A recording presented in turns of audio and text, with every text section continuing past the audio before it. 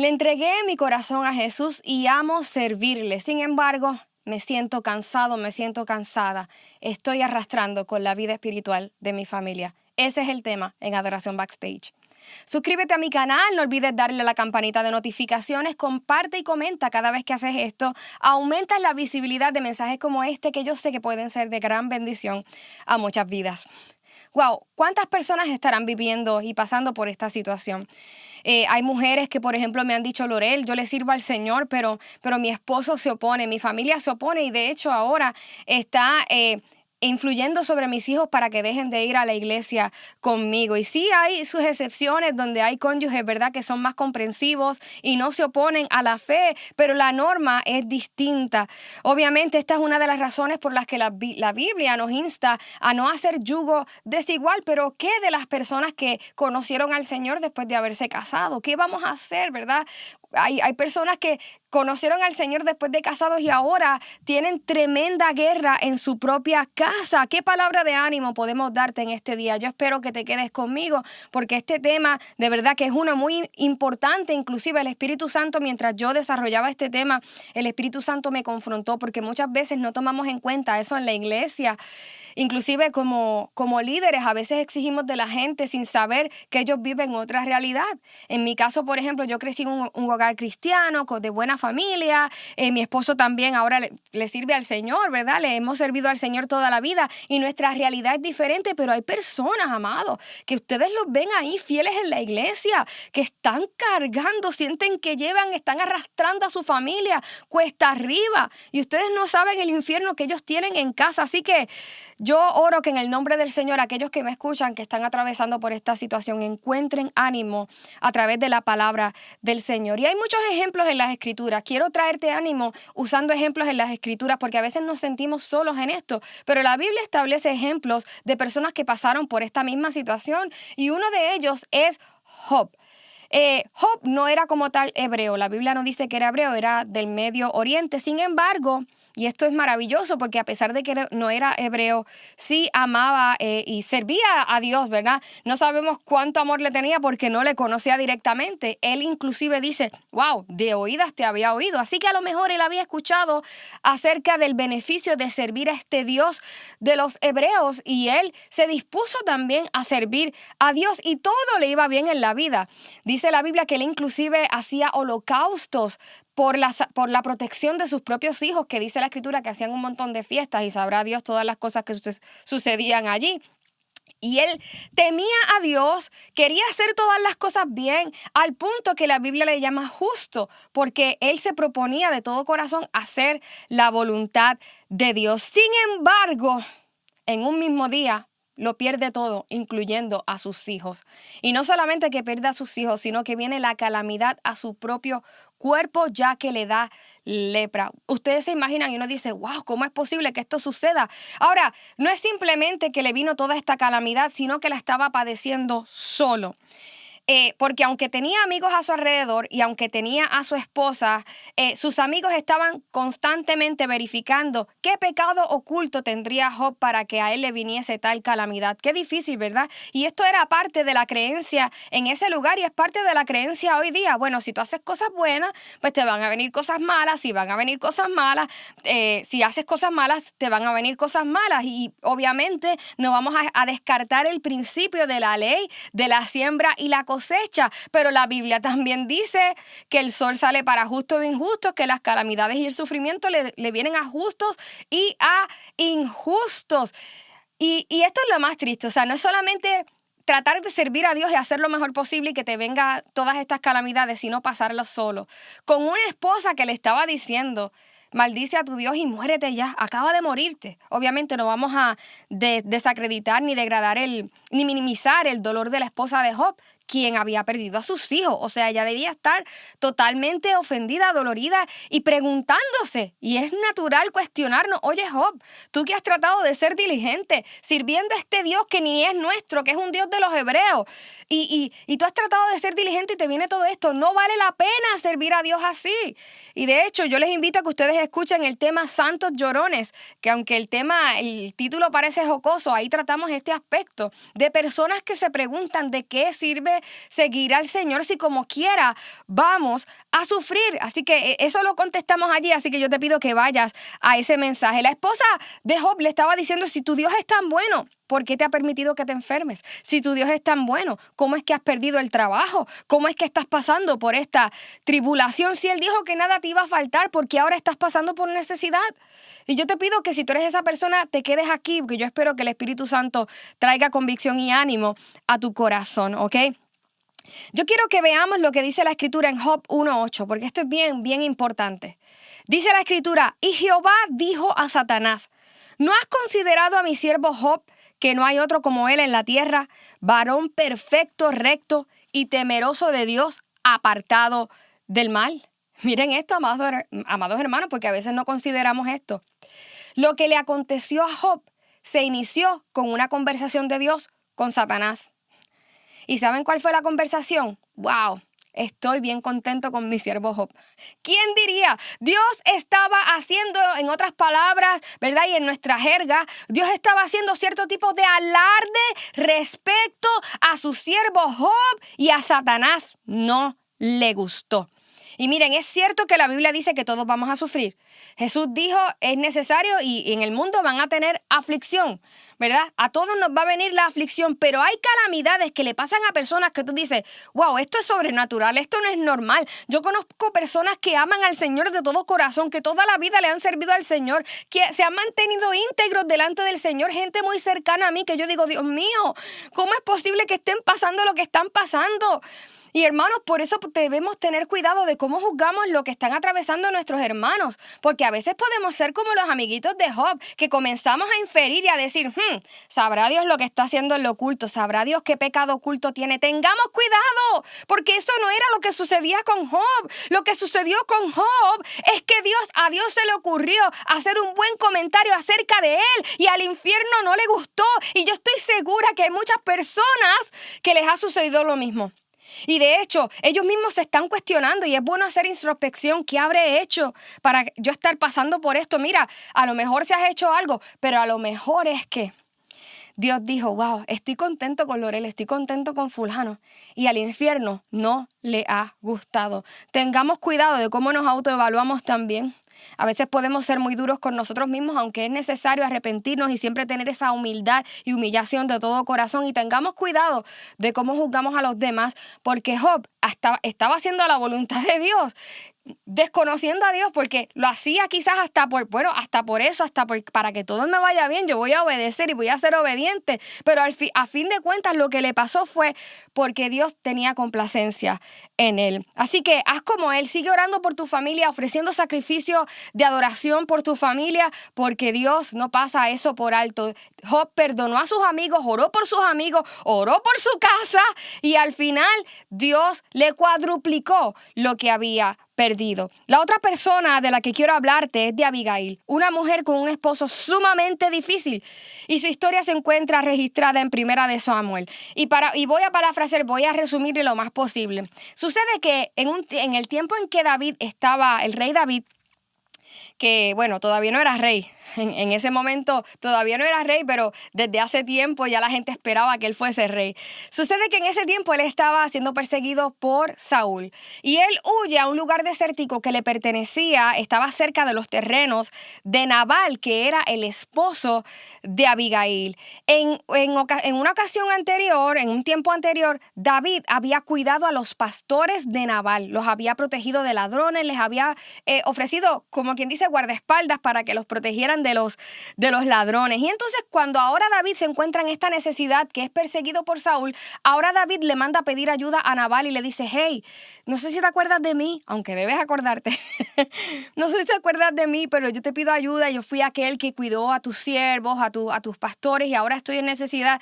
No sé qué me puedas dar para mí y para mi ejército, que estamos pasando por un hambre y una necesidad tremenda. Y miren lo que contesta Nabal, y esto a mí me sorprendió. Cuando los mensajeros fueron donde Nabal, dice, ¿y quién es David? ¿Quién es ese tal David? ¿Quién es el hijo de Isaí? Hoy día son muchos los esclavos que se escapan de sus amos. ¿Por qué he de compartir mi pan y mi agua y la carne que he reservado para mis esquiladores con gente que ni siquiera sé de dónde viene?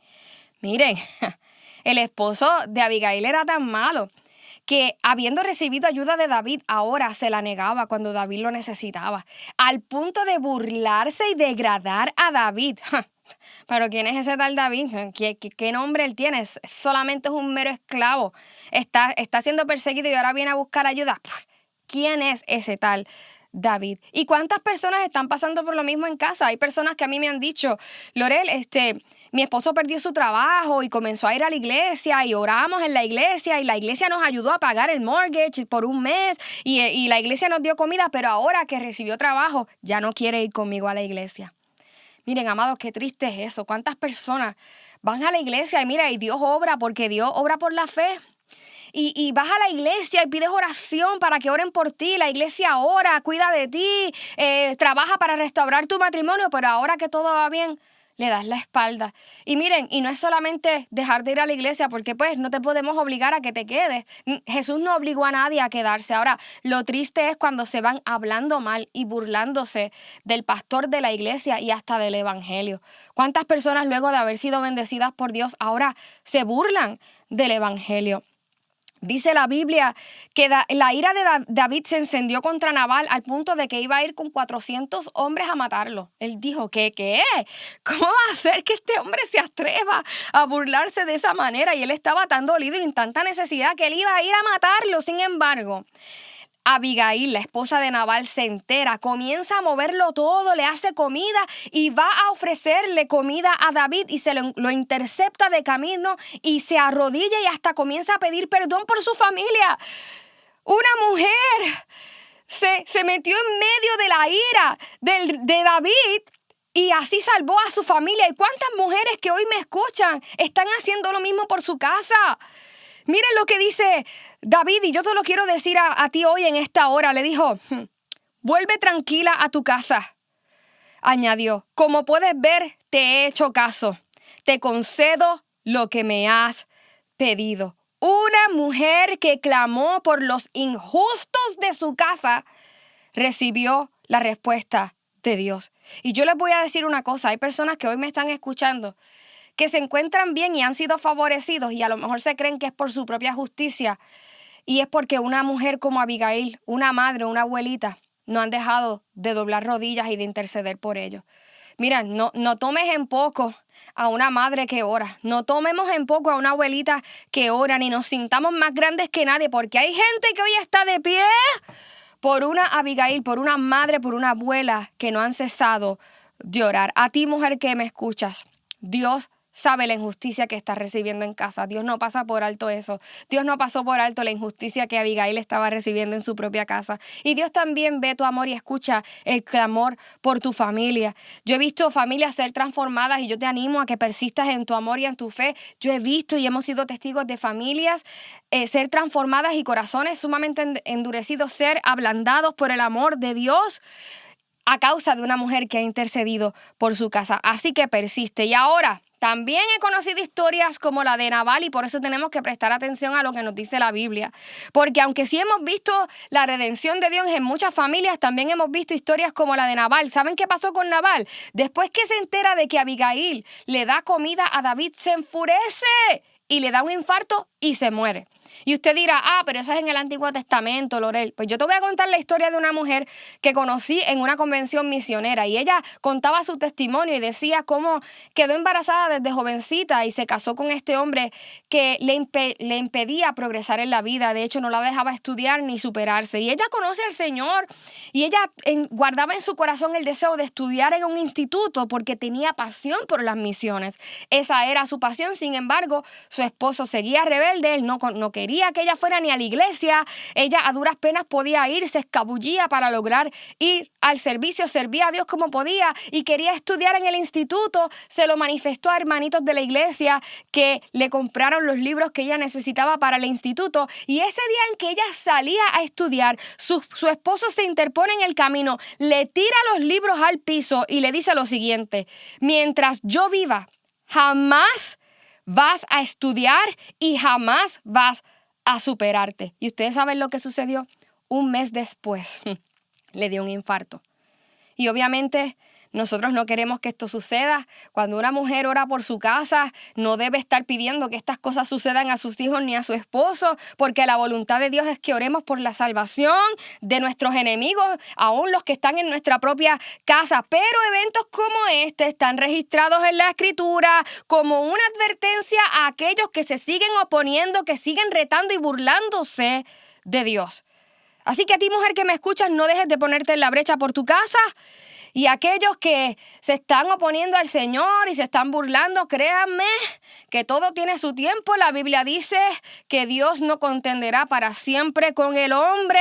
Puedes tener a mucha gente orando por ti, pero si tú sigues necio en tu rebelión, ten cuidado porque hay historias también como la de Nabal en la historia. Así que lo mejor que podemos hacer es volvernos a Dios de todo corazón. La última historia que quiero traerles es la de Ezequías. Su historia se encuentra en los capítulos 18 y 20 de Segunda de Reyes. Ezequías fue uno de los reyes de Judá, a quienes la Biblia destaca como reyes justos porque temieron a Dios, procuraron hacer la voluntad de Dios. Y cualquiera diría, wow, él tendría que venir de una familia tremenda, con un padre tremendo y temeroso de Dios, pero fue todo lo contrario. El papá de Ezequías se llamaba Acaz y parte de lo que él hizo fue lo siguiente, y le voy a mencionar 4 cosas de todas las cosas malas que hizo. Él hizo imágenes de Baal y las ubicó en los montes altos para que el pueblo se volviera a la idolatría, ¿ok? Copió el diseño del altar de los sirios, escuchen bien, para hacer un nuevo altar en donde la gente iba a ofrecer holocaustos a Dios. Y el altar de bronce, que era el altar de Dios, de Jehová Dios de los ejércitos, lo tomó para él. Él dijo, el pueblo que tenga, vamos a hacer otro diseño. De lo que Dios había ordenado una cosa, no, vamos a hacer otra cosa. Yo quiero copiar el diseño de aquellos de los sirios que eran los enemigos. De hecho, los llevaron cautivos. Y vamos a copiar ese altar. En ese altar de Aarón, él cambió la adoración del pueblo, no solamente a otros dioses, sino que hasta el mismo altar lo cambió. Hasta el diseño de la adoración fue cambiado. Y tengamos cuidado que no nos esté sucediendo lo mismo hoy día. Él ofrecía incienso no delante de Dios, sino del valle de Ben Hinnom, que era el lugar que siempre estaba ardiendo porque ahí se quemaba la basura de la ciudad, y es el valle que se toma como punto de referencia para enseñarnos lo que es el infierno, que es la llama ardiente que nunca deja de arder. En ese lugar, y esto es lo más importante, el punto número 4. En ese lugar no solo quemaba incienso y no solo sacrificaba animales, sino que llegó a sacrificar a varios de sus propios hijos, ¿ok? Miren, amados hermanos, y cuando yo veo esto, porque a veces uno no considera estas cosas en la historia de la gente que uno ve en la Biblia y el contexto del cual ellos vienen, pero Ezequías, este hombre que desde el primer mes, dice la Escritura, el primer mes de su reinado, abrió el templo de Dios, comenzó a limpiar el templo, limpió los utensilios, llamó a los levitas y comenzó a restituir la adoración al Dios verdadero. Él puso el altar donde iba otra vez. Este hombre que se llamaba Ezequías, que volvió su corazón a Dios, que temió al Señor e hizo lo que agradaba al Señor, vino de una familia en donde su padre era maltratante y mató a varios de sus hermanitos. Miren, amados hermanos, y cuando yo leía esto, a mí se me quebraba el corazón porque yo digo, ¿cómo es posible? ¿Cuántas veces Ezequías se habrá ido a la cama pensando si él era el próximo a quien su padre iba a maltratar e iba a matar, a sacrificar? ¡Wow! Yo recuerdo la historia de este joven que me dijo, Lorel, cuando yo era chiquito, yo me escondía debajo de la cama cuando mi papá venía borracho a pegarle a mi mamá y a mis hermanitos.